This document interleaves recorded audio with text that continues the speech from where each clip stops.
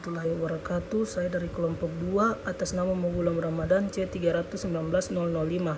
Di sini saya akan menjawab pertanyaan dari teman saya yang bernama Galuwinda Sari, yang mana pertanyaannya yaitu apa pengaruh prosedur analisis dan pemahaman risiko audit terhadap pengembangan program audit secara simultan maupun secara parsial. Strategi audit yang diaplikasikan adalah melakukan perencanaan audit dan pengembangan audit, pelaksanaan audit, dan penyelesaian audit. Pada tahap perencanaan dan pengembangan audit diantaranya melakukan prosedur analisis dan pemahaman risiko audit. Prosedur analisis dapat dilakukan pada tahap perencanaan, pelaksanaan, dan penyelesaian audit.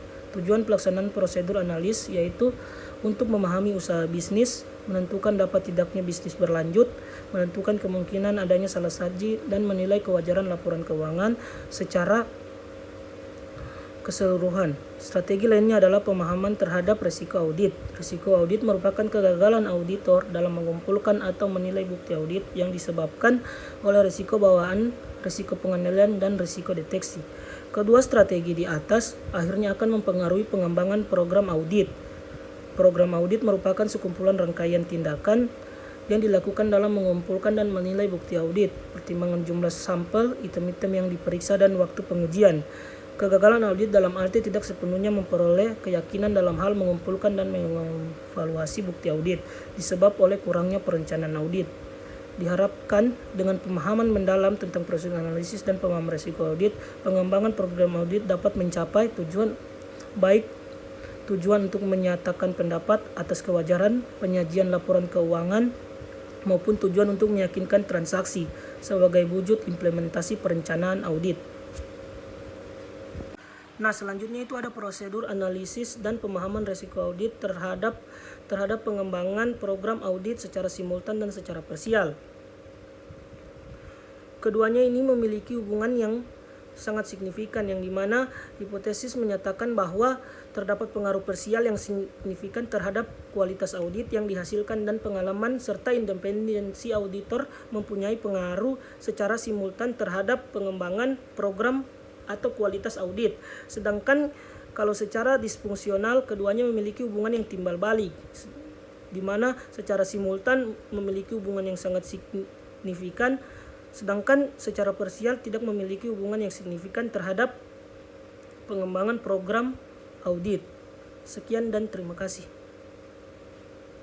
Assalamualaikum warahmatullahi wabarakatuh. Perkenalkan, nama saya Engga Susliani, Stambuk C319004.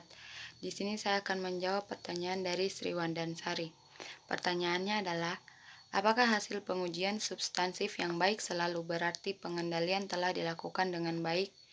Jawaban saya, jika prosedur audit pengujian pengendalian tidak beroperasi dengan efektif, auditor harus mempertimbangkan implikasinya bagi audit pengendalian internal atas pelaporan keuangan dan menindaklanjuti dengan pengujian substansif untuk audit laporan keuangan. Dengan begitu, apabila hasil pengujian pengendalian dianggap efektif, maka dapat mengurangi pengujian substansifnya. Jika pengujian pengendalian sudah efektif, pengujian pengendaliannya masih diperlukan untuk memberikan auditor kepastian bahwa pengujian pengendalian tidak dilakukan dengan ceroboh. Pengujian substansif harus tetap dilakukan, meskipun hasil pengujian pengendalian dianggap efektif dikarenakan ada beberapa pengerjaan ulang dan perhitungan ulang. Pengujian substansif tetap diperlukan untuk memberikan keyakinan seperti petugas yang melakukan verifikasi tidak menuliskan inisial dalam dokumen tanpa benar-benar melakukan prosedur pengendalian atau melakukannya dengan asal-asalan. Assalamualaikum warahmatullahi wabarakatuh. Perkenalkan, nama saya Herdiansa, Stambuk C319025. Baiklah, di sini saya akan menjawab pertanyaan dari Sri Wandansari. Apakah ada kemungkinan pengujian substansif tidak dilakukan sama sekali karena suatu pengendalian sudah dianggap efektif? Ya, jawaban saya itu bisa, dikarenakan pengujian substansif itu adalah prosedur audit yang didesain untuk menguji kesalahan dalam nilai rupiah yang mempengaruhi langsung kebenaran dari saldo-saldo dalam laporan keuangan.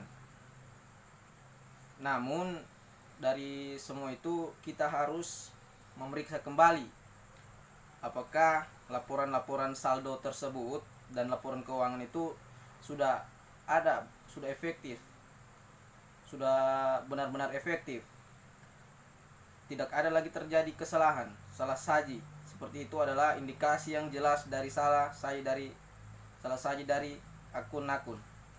Sekian, terima kasih.